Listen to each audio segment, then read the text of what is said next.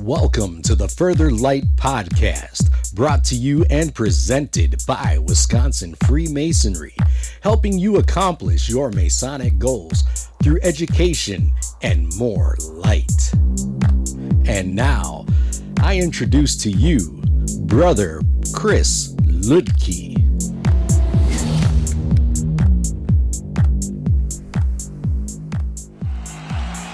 This is Brother Chris Ludke, and today I want to explore the number 7.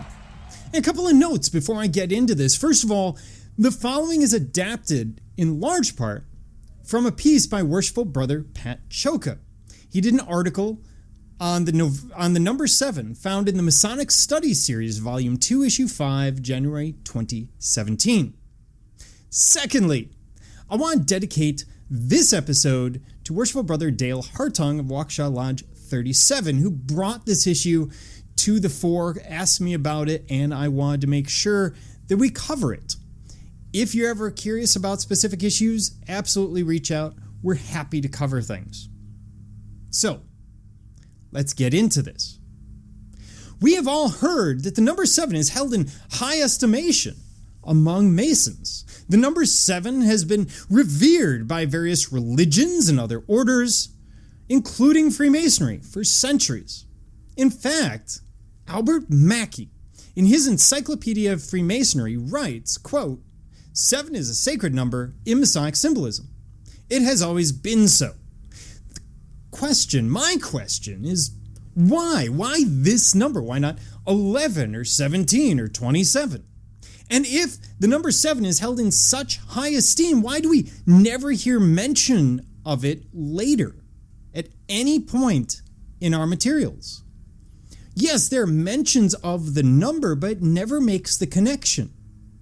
It's a strange element within Masonry. And as a side note, when you look into certain topics in Freemasonry, you run into this issue where people will list where they find the number 7 out in the world or in the ancient world, etc. I'll be doing some of that.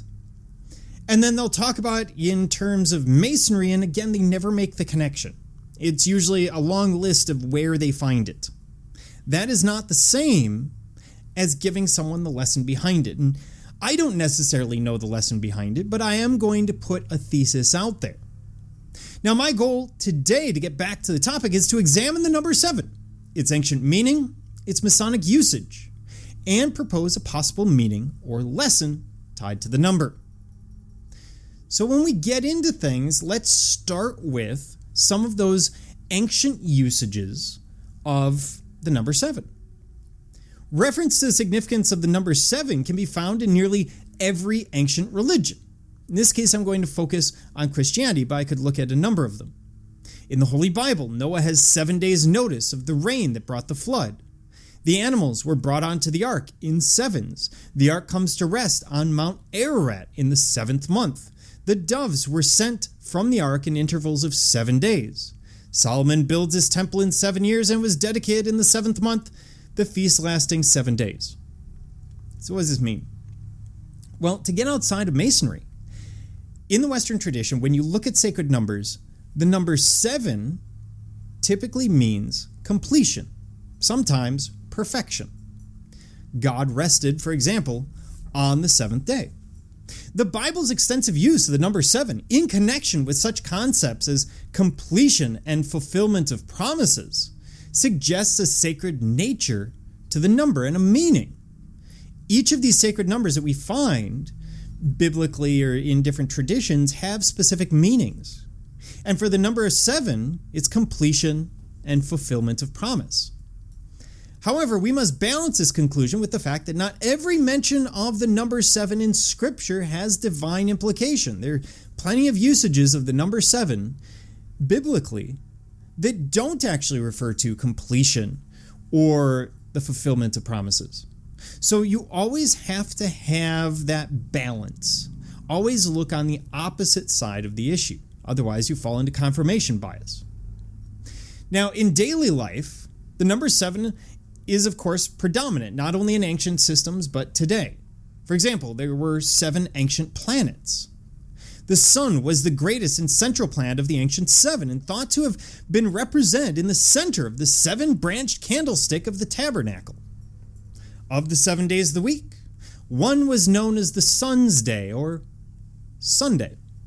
Anciently, the sun was said to have been the son, S-O-N, of the Roman god Saturn, and followed his father's day, his day, the sun's day, being Saturday.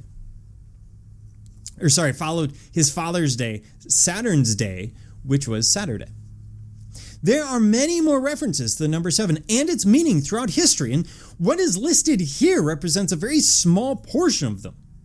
And there are as many interpretations of the number 7 as there are references throughout the Western world.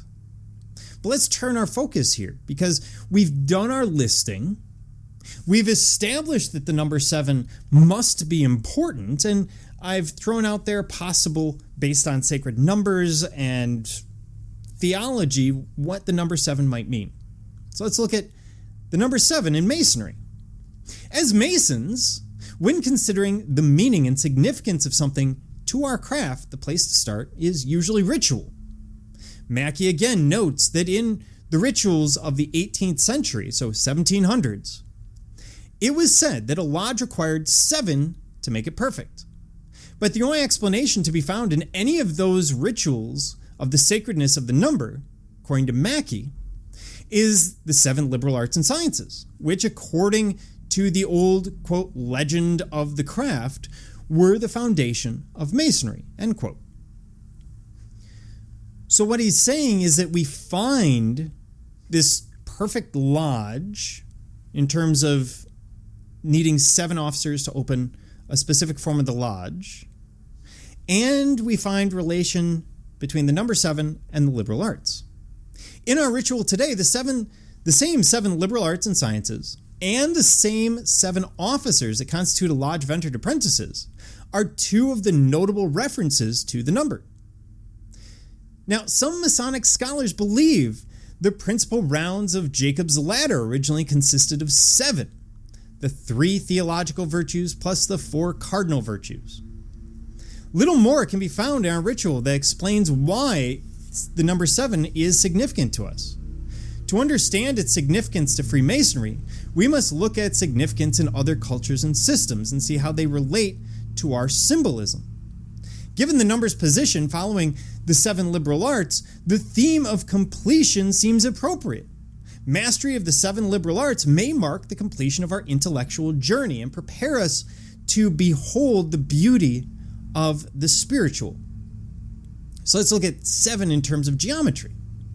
As Masons, perhaps the most compelling explanation of the importance of the number 7 comes from the great Pythagoras. He and his followers, known as the Pythagoreans, who were influenced by mathematics and mysticism, called 7 the perfect number because it was made up of 3 and 4, representing the triangle and the square, which they considered to be 2 perfect figures. The square here refers to the 4-sided geometric shape that the working tool of the same name is derived from. It reminds us of the virtuous behavior required of a Mason. The triangle has long been a symbol for deity, and to the observant Mason can be found in many of our symbols. The triangle then reminds Masons of the ever-present grand architect of the universe that pervades all aspects of our lives. Now, when we're looking at this, again, this is a difficult topic to deal with because there's a lot of unknowns. What I'm doing here is I'm taking ideas from history, theology, looking at sacred numbers, bringing it forward and attaching it to Masonry. And this is only one interpretation of the number 7. You could have a completely different interpretation. And as with all interpretations, some are more valid than others, but all have a certain level of validity. So with this difficult concept, let's see if we can tie this up and give you a lesson to walk away with.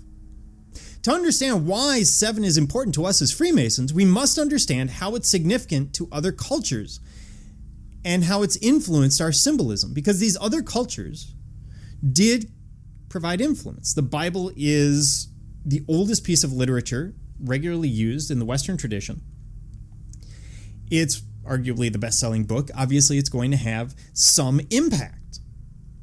The symbolism of Freemasonry evolved over many years, and though it is rooted in the working tools of the stonemason, it is comprised of pieces of moral and philosophical teachings from nearly every ancient culture and religion. Reviewing how and why these cultures revered the number 7, it becomes easy to understand why we, as Masons, might hold it in esteem. Although the specific Masonic references may seem minimal, its impact is anything but. Our adoration for the grand architect of the universe, the wisdom we draw from the volume of sacred law, our admiration towards the 7 liberal arts and sciences, including the science of geometry, and many of the principles and tenets we hold dear can be traced to the esteem the number 7 has held throughout history. It is possible that the number 7 and its placement within our teachings is symbolic of terrestrial perfection.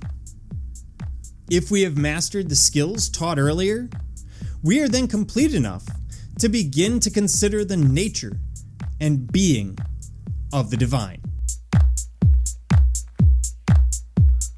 Are you interested in learning more about Freemasonry in Wisconsin? Visit wisconsinmasons.org. That's WIMasons.org to learn more about Masonry and access further educational content and further light in Masonry. Thank you for listening.